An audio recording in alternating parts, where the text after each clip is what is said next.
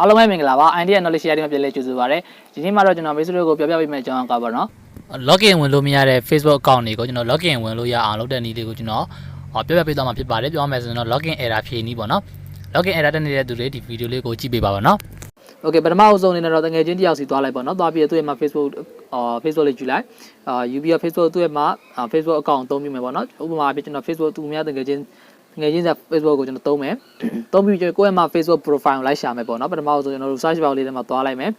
Okay သွားပြီးကျွန်တော်တို့ကိုယ့်ရဲ့မှာနာမည်နဲ့ပေါ့နော်ကိုယ့်နာမည်လေးရိုက်ရှာလိုက်Facebook account နာမည်လေးပေါ့နော်ရိုက်ရှာပြီးတော့ profile နဲ့ဝင်လိုက်ပေါ့ Okay ဒါကတော့ကိုယ့် profile ပဲထားပါတော့ဒါကတော့ကျွန်တော်ရဲ့ profile ပဲထားပါတော့နော်ဒီလိုမျိုး profile နဲ့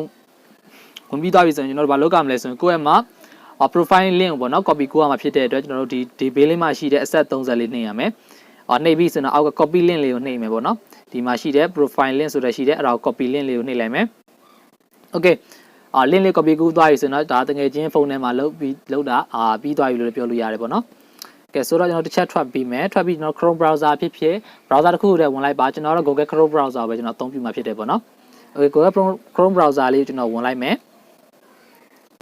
Okay ကျွန်တော် Google Chrome browser လေးတဲ့ကိုတစ်ချက်ဝင်လိုက်တော့မယ်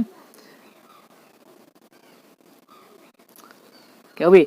ဒီလိုရောက်သွားပြီဆိုရင်တော့ကျွန်တော်တစ်ချက်လောက်ကမှာကတော့ဗာလဲဆိုရင်ကျွန်တော်တို့ဒီဘေးမှာ desktop site လေးပြောင်းအောင်ပါပေါ့နော် Okay ကျွန်တော်ဒီဘက်က desktop site လေးကိုတစ်ချက်ပြောင်းလိုက်မယ်ဒီမှာ desktop site ဆိုတာရှိတယ်ခုနက asset 3ဒီထိပ်မှာရှိတဲ့ asset 30လေးသွားမယ်သွားပြီး desktop site လေးကိုဒီဘက်ကအမှန်ချစ်လေးချစ်ပေးမယ် Okay အမှန်ချစ်ပြီးလိုက်ပြန်ကြည့်လိုက်အောင်မနော်ဒီမှာဆိုရင် desktop site ပေးမှာအမှန်ချစ်လေးရောက်သွားပြီပဲဖြစ်တယ်ပေါ့နော် Okay အဲ့လိုမျိုးဆိုရင်တော့ရပြီအဲ့ဒီဆိုတော့ဘာလို့ဘာကိုရိုက်ရှာမလဲဆိုရင်ကျွန်တော်ဒီ search bar လေးထဲမှာfacebook.com ဆိုပြီးရိုက်ရှာမယ် Okay facebook.com ဆိုပြီးရိုက်ရှာလိုက်မယ် Okay ရိုက်ရှာပြီးသွားပြီဆိုတော့ကျွန်တော်ဒီမှာတစ်ချက်တွေ့တယ်ပေါ့နော်ခုနကကျွန်တော်တို့ copy ကူးထားတဲ့ link ကိုကျွန်တော်တို့ဒီထဲမှာရိုက်ထည့်ပေးရမှာဖြစ်တယ် email address or phone number ဆိုတဲ့ထဲမှာကျွန်တော်ရိုက်ထည့်ပေးရမှာဖြစ်တယ်ပေါ့နော်ဒီနည်းလေးတစ်ချက်လောက်ဖိပေးလိုက် PSD page ဆိုတာလေးပေါ်လာလိမ့်မယ်အဲ့ဒါလေးကိုကျွန်တော်တို့ page လေးချပေးပါ Okay ချပေးပြီးသွားပြီဆိုတော့ကျွန်တော်တို့ဒီလိုတစ်ချက်တွေ့မယ်ပေါ့နော်တွေ့ပြီဆိုရင်တော့ကျွန်တော်တို့ဖြတ်အောင်မယ်ဘယ်နေရာနေစဖြတ်ရမလဲဆိုရင်ကျွန်တော်တို့ဒီမှာwww.facebook.com နောက်က select လေးပါတယ်ပေါ့နော်နောက်ကအဆောင်လေးမြေဆောင်လေး select လေးပါတယ်အဲ့ဒါလေးအဲ့နေရာနေစပြီးကျွန်တော်တို့ select ဆိုတဲ့နောက်ကနေပြီးမှကျွန်တော်တို့ဖြတ်ပြရမယ်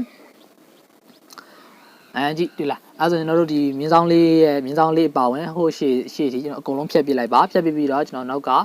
amount.t.98 ဆိုတဲ့ဟာလေးပဲခြံလိုက်တယ်ပေါ့နော်အဲ့ဒါလေးပဲခြံပေးပါခြံပေးပြီးတော့ကျွန်တော်တို့ဒီ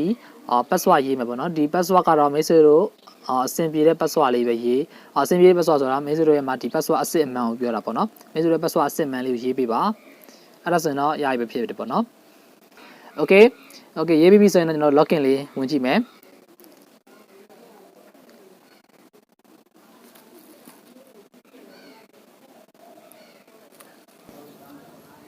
ကဲဆိုတော့ကျွန်တော်တို့ခုနကလွန်လိုက်တဲ့ login ဝင်လိုက်တဲ့ဝင်လို့ရတယ်ပေါ့နော်ဒီမှာဆိုရင်တစ်ချက်ရှိမယ်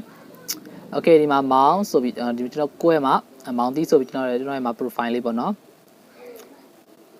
Okay ဒီမှာဆိုရင်ကျွန်တော်ဒါဝင်သွားပြီဖြစ်တယ်ကျွန်တော်ရဲ့မှာ account နဲ့ဝင်သွားပြီemail မသိဘူးเนาะ email ကျွန်တော်ရိုက်မထည့်ဘူးကျွန်တော် password အမှန်လေးပဲရိုက်ထည့်လိုက်တာအဲ့ဒါဆိုဝင်သွားတယ်ပေါ့နော်